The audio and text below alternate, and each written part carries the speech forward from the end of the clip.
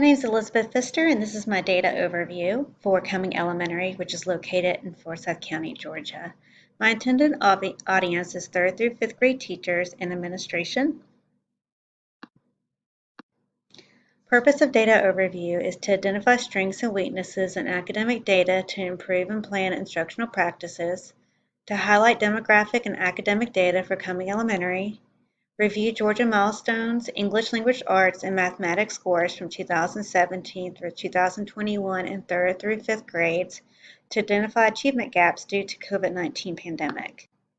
Questions to consider while reviewing data: what strategies can be used to close the achievement gap at Cumming Elementary? How can demographic data be used to improve instruction in ELA and math?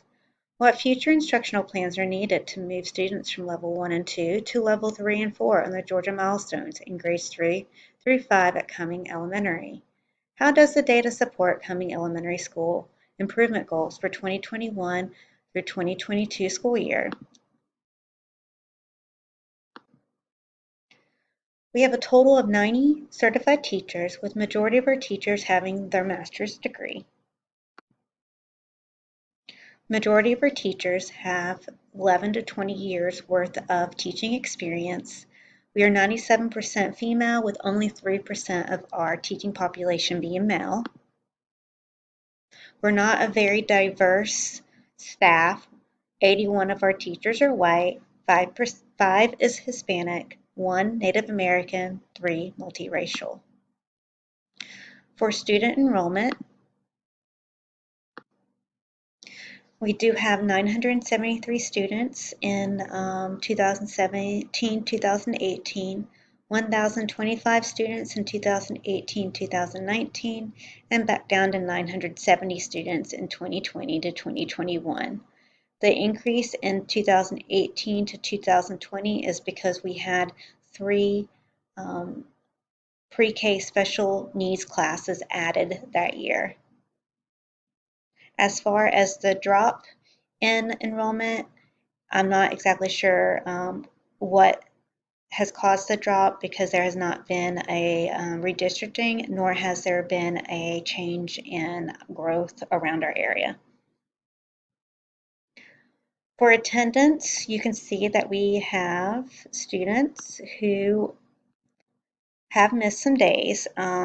We have 6 to 15 days. We are hovering in just above 40%.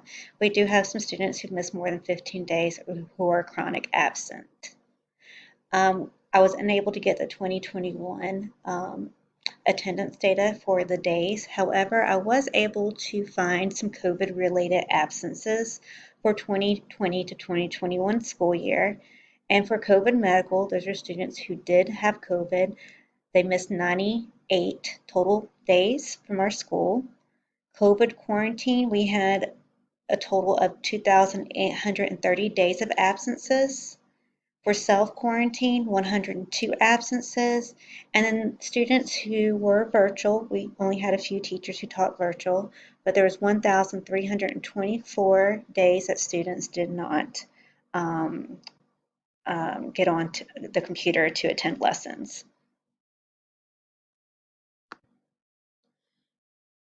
Enrollment by gender, you can tell that the number of students of male is the largest group. As far as eligible and free and reduced meals and limited English proficient, we do have a very high Hispanic population. A lot of our students come from Guatemala, so that's 44%. We are in a lower economic status type school, so we do have a lot of our students who qualify for free and reduced lunch. Again, the 2021 data was not available for this. However, we are still considered Title I, so I know that we have at least 60% of our student population who qualify for free and reduced lunch. We have a very high Hispanic population.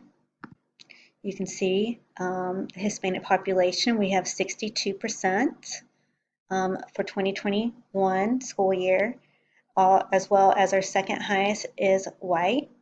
And then we are getting a slight increase in our multiracial, Black, and Asian student population. We have a very low number of gifted students at our school, but we do have an increase in our special education, ESOL, and EIP population. Even though our attendance or enrollment has not increased, our special education ESOL and EIP has increased. So you can see the largest increase was with our EIP population, and this could be due to our pandemic and academic gaps that we have achieved during that time. So for Georgia Milestones, this is a comprehensive summative assessment that spans all three levels: elementary, middle, and high school. This tests students on their mastery of content standards in ELA, math, and in some grades, science and social studies. And this is typically given to 3 through 8th grade, and then it changes to like an end of grade test for 8th grade, and then an of course test in high school. There are different types of questions on the Georgia Milestone. You can see that we have selected response questions, and that's multiple choice. Constructed response questions is where students have to answer. Extended constructed response items is where students have to type their answer. It's longer than a constructed response item and a lot more detail. And then there's the extended written response item, and that's where they're going to write their opinion piece or informational piece. What we're really going to be looking at today is the scale scores and achievement levels for the Georgia Milestones. There are cut scores added to each of these levels, but beginner learners, that's a level 1. They do not demonstrate mastery yet, or proficiency actually. Developing learners, which is level 2, is partial proficiency. Proficiency learners is proficient in the knowledge and skills, and distinguished learners, this is where they demonstrate advanced proficiency in knowledge and skills. As you can see, for what we're going to be looking at right now is our 3rd, 4th, 5th grade Georgia Milestones academic levels for ELA and math, and we'll compare school, the county, the system, which is Forsyth County in the state of Georgia. What I would like for you to look at is to see that in red, which is our school, Cumming Elementary, we have more students in level 1 and 2 than we do in level 3.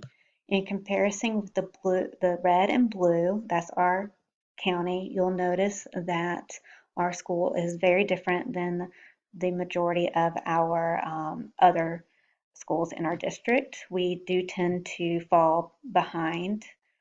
We always end up being lower in level 3 and 4, but higher in level 1 and level 2. So this is 3rd grade ELA for the 2017 all the way through 2021.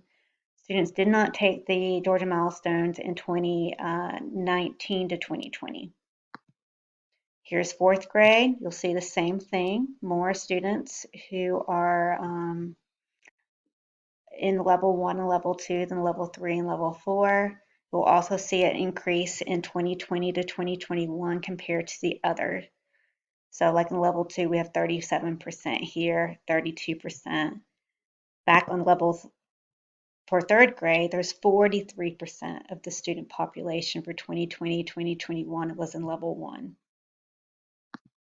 And you can see that this is the same for 5th grade. And in math, similar situation. There's a slight increase from 2019 to 2021 school year, 25, 44.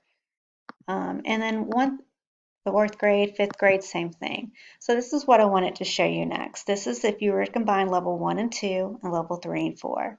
What you want to see is more green. What we're seeing is more red. So the question is how do we move those students who are in red to green?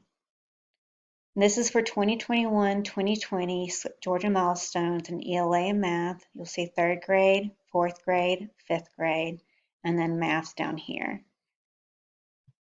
So the question is, well, first let's look at demographic trends and how that affect academic data. The student population does have more males. 60% of our population does qualify for free and reduced lunches or more than. Our highest student enrollment is based on race and ethnicities, the Hispanic population. And we also do have a higher level of English language learners, which means that there is a vocabulary deficit at our school. Special education, ESOL, and EIP has increased. The highest increase is EIP, being from 13.2% to 21%, which also can contribute to our Georgia Milestone scores. Here is our school improvement goals. We do want to increase our rating to on or above average from 44% to 50%. We want our students scoring at proficient and distinguished on the math test from 47 to 49%. And we also want to provide professional learning for teachers to deconstruct standards, establish learning targets, develop learning progressions, and design learning experiences that teach students to monitor their own progress. This also helps with those academic gaps. The strengths is 2021 school year coming elementary tied with the state, and third grade ELA Georgia Milestones with 25% of the students receiving a level 3 from 2017-2018 and 2018-2019. Fifth grade increased the number of students in level 3 and decreased the number of students in level 2 in ELA and math. Weaknesses, the percent of students who receive a level 1 and 2 exceeds the number of percent of students who receive levels 2 and 3 on the Georgia Milestones from 3 through 5th grade.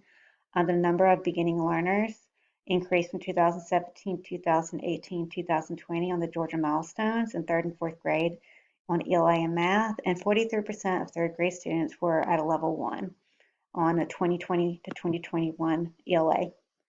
So basically what we need to do is be able to take this data and share the data from the Georgia Milestones with our professional learning communities. And then we have one for each of our grade levels.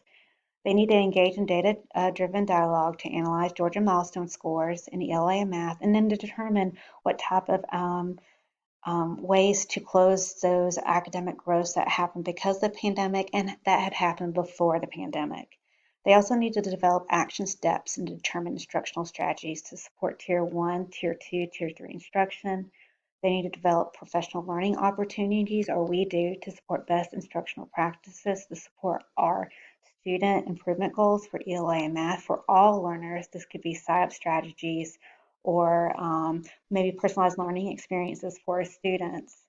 And also determine strategies to close learning gaps due to the pandemic. This is extremely important so that students don't get stuck when they get older into some of the older grades. We did find that there was a large gap in number base 10, number sense and operations, as well as vocabulary acquisitions. So hopefully with this data, the teachers will be able to develop a plan to move our students from a level 1, 2 to level 2, 3.